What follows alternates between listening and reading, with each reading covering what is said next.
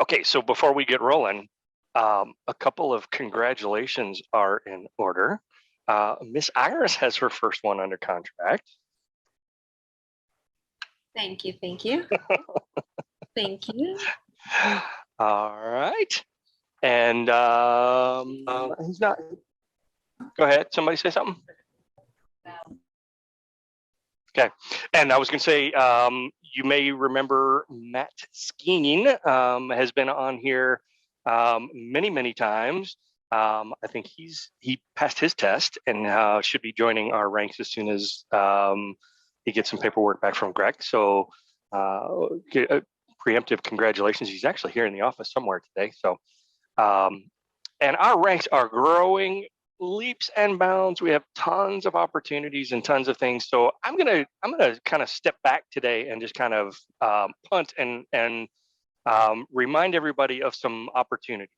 And so the first couple of minutes of this is less about for you that's in this audience and more about for some of the people that are watching this on Workplace after the fact, due to various reasons, whether they're working or have day jobs or something along those lines.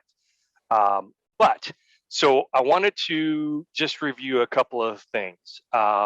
First off, I want to show you guys and remind you of some of the stuff that is on our calendar that you can and should be taking advantage of often. All right. So I wanted to show you, first off, everybody here should be doing a weekly schedule. Hey, there's Matt joining in right now. Let's all congratulate Matt whenever he gets on here and he logs in. There he is. Hey Matt, we're celebrating your win of passing your test, my friend. Good job. Thank y'all so much. Welcome. And congrats. Yeah.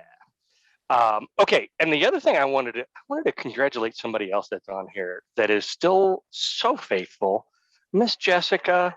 Does everybody know who our top producing rookie of the year is this year? That's her, Miss Jessica.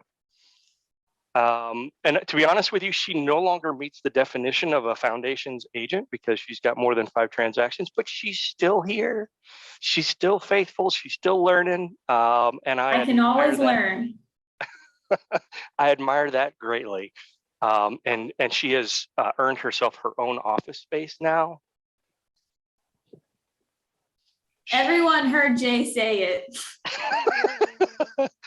Doesn't make it true unless you're paying rent in there. I don't know. You might want to talk to Mike about that. Is there a certain number, by the way, Jay, that you have to hit to get a desk? I'm just curious. For all us new people. Well, there's not a metric, but it goes by the number of desks that we have, and then production from top to the bottom. If we've got 12 desks, the top 12 are gonna be there. So I don't know if you noticed. But like Casey Sears was in the office right over here next to Mike, and he moved into the hallway down the way. So when you move up in production, you move up in your location too. So do we have like a minimum that what the lowest was for last year? I'm just curious, like the cutoff was. Kind of give us some inspiration, I don't know off the top of my head, but I'll ask and no problem. Yeah, we'll figure it out. Okay, but so and if you've ever heard me, if as a new agent, I will frequently tell you, if you want to hold open houses, if you want to, glean and learn from the best, the way to do that is any of the outside offices. So either on this side of the building, or on the that side of the building, those are the folks that may be in a position to help you with an open house, things like that. However, I wouldn't keep in mind their production is high. They're doing a great volume of business. I have the job of mentoring and coaching you. So they're not really your coach or mentor, but there are definitely people that are willing to answer questions and help you in those situations. Okay. So one of the things that I wanted to do was just to review a couple of things this morning. And I first want to talk about the calendar and what this brokerage offers and remind you of a number of different things. First off, everybody knows we're now doing the, we always have the Power Talks Monday through Thursday every morning at 8:30. You know what? I'm going to share my screen and review something directly. Hang on. Y'all looking at my Google screen right now? Yes. Okay, so everybody familiar with Broker Mint, and just wanted to remind you, everybody should be familiar with the coaching calendars that are up here. Okay, but you also have the C21 Connect calendar, which is a summation of everything that we've got going on during the week. And so just by way of review, gosh, can I make this any bigger? Hey, look at that. So we've got the Power Talks every morning, Monday through Thursday at 8:30. Okay. Mike is now doing at 9 o'clock the practice sessions 5 days a week. We used to not do it on Friday. We're now doing it on Friday included. Okay. And then, of course, you're familiar with the foundations because you're on it right now, but we do that on Monday and Thursday at 10 o'clock. And then we also have huddles on Monday, Tuesday, and Thursday at 11 o'clock. Okay, topic is a little bit different. The Monday huddle is always about mortgage and loan. Tuesdays is usually a topic relevant to us as agents, and that one is mine in terms of who's typically doing these. And Thursday could be a potpourri, it could be Dwayne, it could be help desk, it could be any number of different topics. So I encourage everybody to avail yourself as much as possible to these. Okay, everything on this calendar, with the exception of Mike's 9 a.m. practice, is available and done online, so you can always take a look at it after the fact, after it has happened, if you are watching this from home right now on Workplace or whatever. Okay, that's the only one that you cannot participate in online, simply because it's hard to film, and you know, Mike goes off script often, and we have to censor and be aware of things that we say. So, but that's part of what makes it fun. All right. And I also encourage you to take advantage, just by way of reminder, for those of you that may be interested in getting on Mike's calendar. You are welcome to do so. Mike's main focus, just by way of reminder, is going to be on he has limited resources, folks. There's 120, 115, 120 of us and one of him. So his main focus is going to be on his top producing agents. But he is a master at divining things and giving you some big picture strategy things. So new agents, foundations agents that are new to the company, by all means, you're welcome to do an introductory meeting with Mike to help kind of divine out your big picture strategy. And then he's going to turn you over to Rob and myself to help guide your careers until you've reached a higher production level to where you've earned the right to spend more time on his coaching calendar. Okay, is that cool? Everybody understand that? But otherwise, you are primarily going to be meeting on my coaching calendar, as well as with Rob's coaching calendar. And I'm just kind of reviewing so everybody knows how to get to this information. You guys that are on the call are pretty good at this. Others that may be watching this after the fact may not be familiar with it. So that's why I'm just reviewing where to find all of this. All right, everybody cool? All right. Having said that, couple weeks, last week, I think I asked you guys what topics that you wanted to cover. And I got some great feedback on that, and I appreciated it greatly. 3 items that were thrown out were pricing a property for a listing, pricing a property for a buyer, and converting leads to closings. Okay. Did anybody notice what Mike's topic for practice was this morning? Converting leads to closing. There you go. All right. So you ask, we deliver, right? So I'm not going to cover that one because Mike's going to be better at it. All right.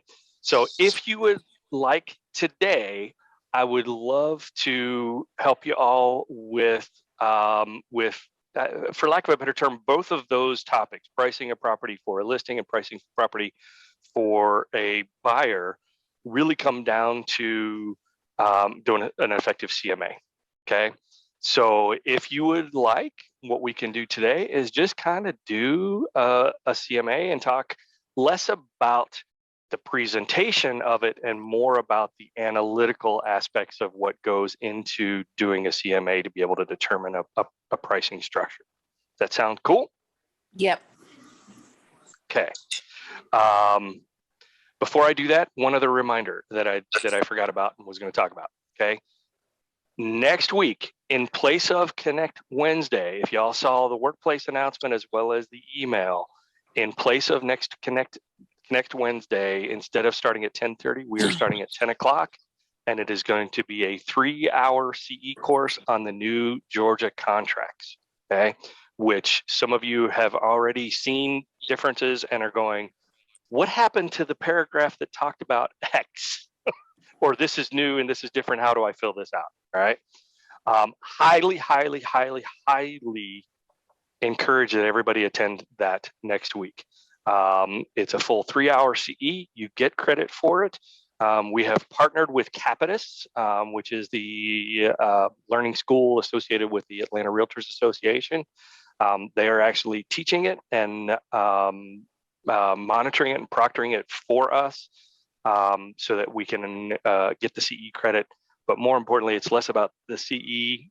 CE is a benefit. It's more about how you're going to be able to service your clients in this new year. Because, folks, the changes that they have made in the 2022 GAR contracts are some of the most significant we have ever seen in our history. Mike's been doing this for 34 years, and he's like, they're making changes, broad, sweeping changes that he's never seen.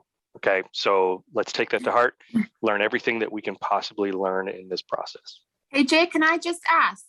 Yes. So last night I emailed you because you sent me the same email 3 times about this, but none of the links were working for me. Did anybody else have that issue? Because the link was to sign up for it. But Sign up Genius? I can't sign up for it. It's just saying that it's an error loading, like a 501 error or something like that. So Did anybody else have that problem? Claire, I had the same problem. What I ended up having to do was go to C21 Workspace on my phone. And I finally got through it through my phone. Gogan told me about it. Oh, okay. Because I was having, you can ask him. I'm like, I can't get on. And it was this morning. I could not get through. So I'll try it on my phone then. Okay, did you try it on the email? Did the link on the email work? I tried it on the email and I tried it in the Workspace on my laptop. But then Gogan said, do this, do it off your phone. And it worked beautifully. I went right in. Okay, thank you for the heads up on that one. I will actually get with Nicole and see if we can figure out what's going on, and I'll resend it with a better link. Okay. Thank you. Okay. Yes, thank you for your calling that to my attention. All right, so folks, I took 15 minutes to introduce what I was going to do. we may not have enough time to do everything I wanted to do today. So this is one of those things where when they talk about an attorney, never ask a question to your client that you don't already know the answer to. Does anybody, not you, Chris Romero, does anybody have a property that you want to try to put forward to talk about doing a CMA and a pricing discussion with? And not Chris Romero, because he's been working on one that is the most complex, convoluted thing I've ever seen. So does anybody have one you want to use as our sample test case? I mean, Give me an address, somebody. Do you want me to, the one that I did this past open house I did, do you want to do that one? Because it had a pool and it had a new roof and I didn't know how to. Okay. When people said it, it's not going as the comps in the neighborhood and I'm like, but it has a pool and it has a new roof. Okay. So good. That's a good one. All right. So let's do this. Let me share my screen. I have a girl that I work with. Okay, is everybody looking at Matrix? Okay, let me see if I can zoom this a little better, make it a little bit more legible. Is that better? Okay, what is the address of your property, Miss Julia? It's going to be very hard to find. It's 1960 O'Shea.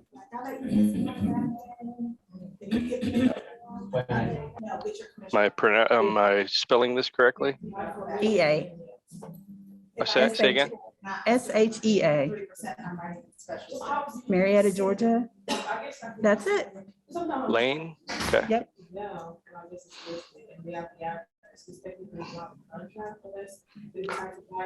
And it's already under contract.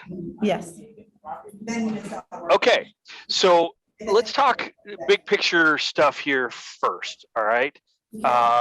So a lot of people are getting confused when you say CMA. They automatically are thinking about cloud CMA or some sort of presentation tool, okay? I've always thought about this a little differently. I'm not going to use something like cloud CMA to determine the value, the number that I think the property is going to go for. I'm going to use my analysis of comparables to determine what the value of a property is. And then I only use cloud CMA or RPR or some of those other tools as a presentation to make it look pretty to my client, because they don't have the ability to do the analytical thing that we're about to do. Okay. So what we want to do is the first order of business in determining this is we want to actually physically look at this property. So we've got to look at the subject to determine what a comparable might look like. Okay, so the first order of business for me is I want to go to the property and I also want to pull the Realist Tax report. Okay, so the Realist Tax report tells me all of the details, and everybody knows where you can get that. It's one of the little hyperlinks right down here, Realist Tax. Okay. And these are great too, by the way. You can also look at the history right here. You can look, these are where you find the documents for the property. These are some great little icons. Don't ignore these. You could also look at it on the map. You could also just link it to the map up here. If you're doing a property that is not actively listed, you can, another little trick is take this, go into your Google Maps, and you can do the street view thing and kind of get an idea of what it is that you're looking at. Wow, pretty time of the year where is that the house, Julia, or is it behind here? You're muted. It's behind there. It's right behind where you're looking, straight on. These? Yeah, it's behind the trees and the bushes. I see. Okay. Well, so that's a great way to look at a property to physically see what kind of neighborhood it is in and things like that. If you're looking at a property that is not actively listed and you can't access photographs like we're going to be able to do here. But when you're looking at nice koi pond, nice pool, nicely renovated, folks.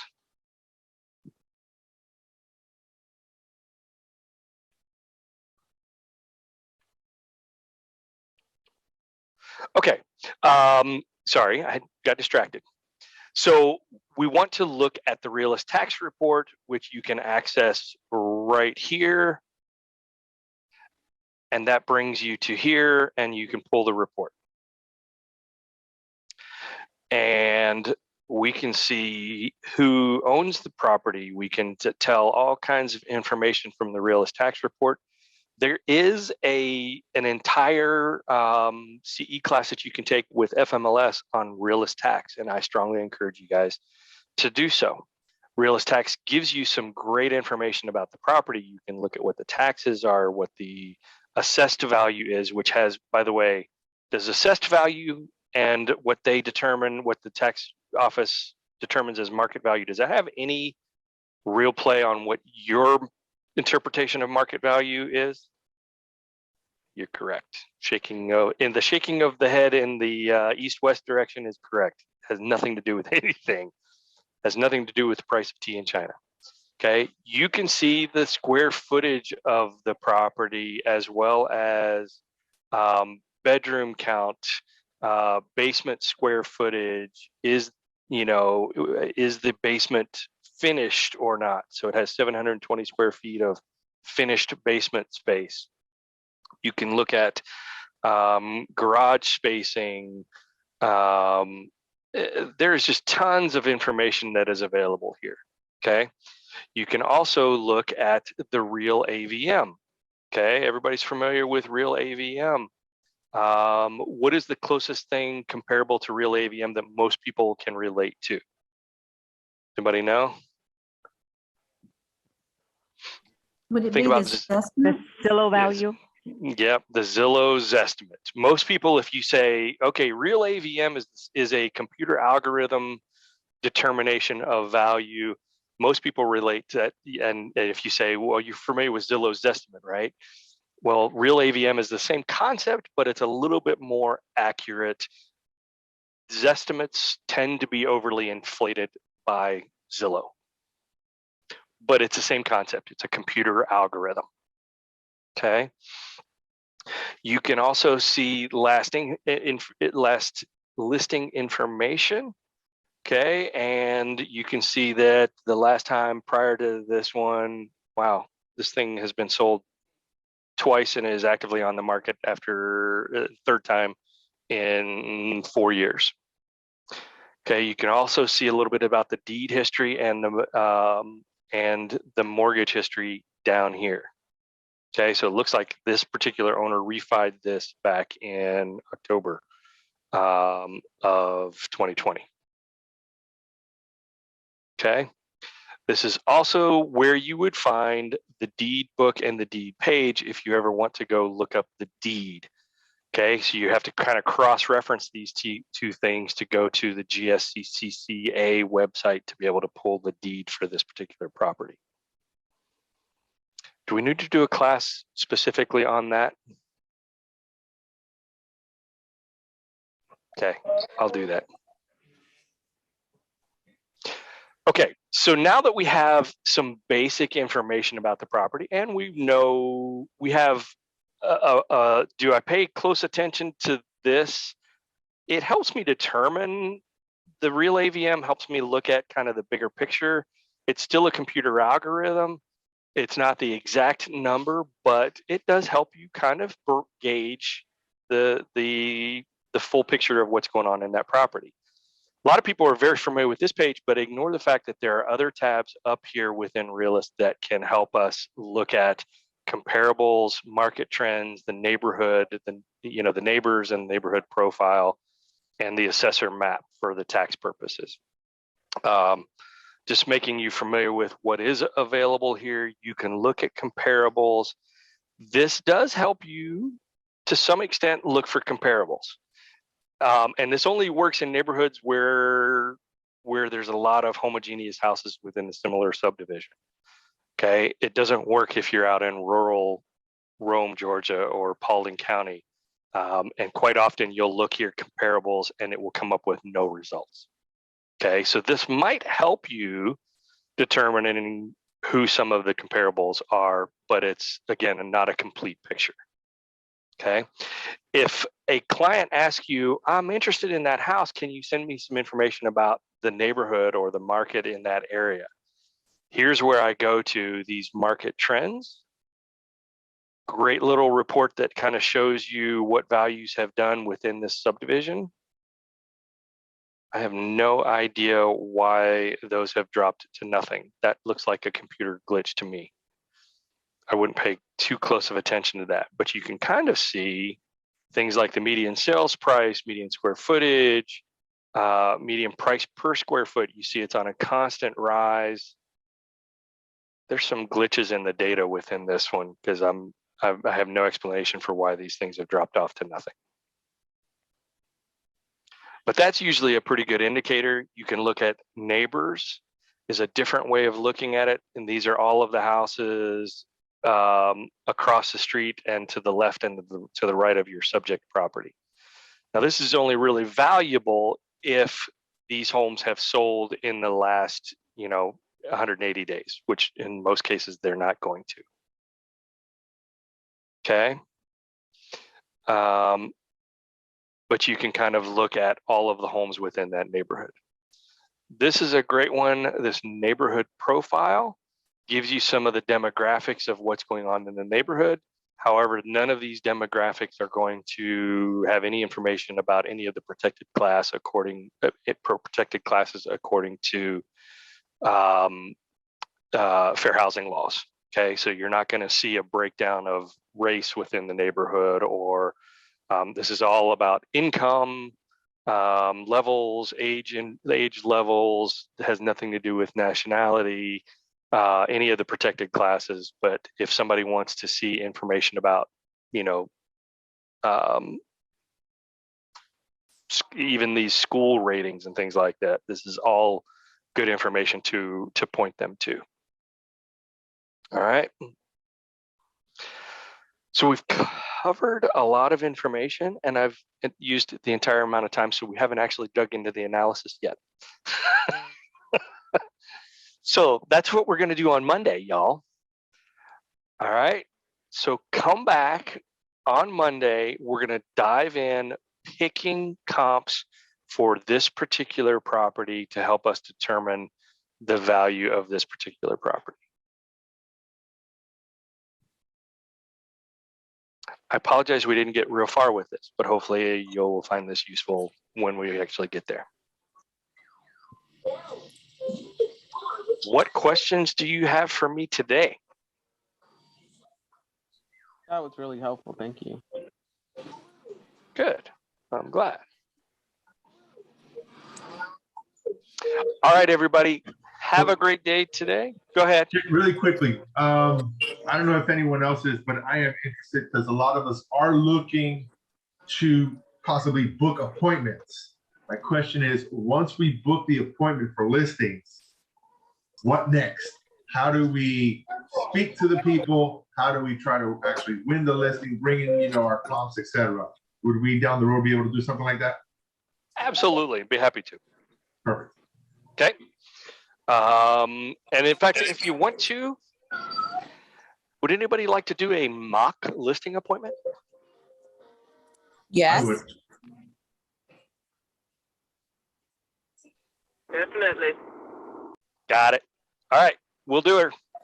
Stand by, folks. We'll make it happen for you. All right, everybody. Have a great day. Thank you. Bye. Talk to you soon.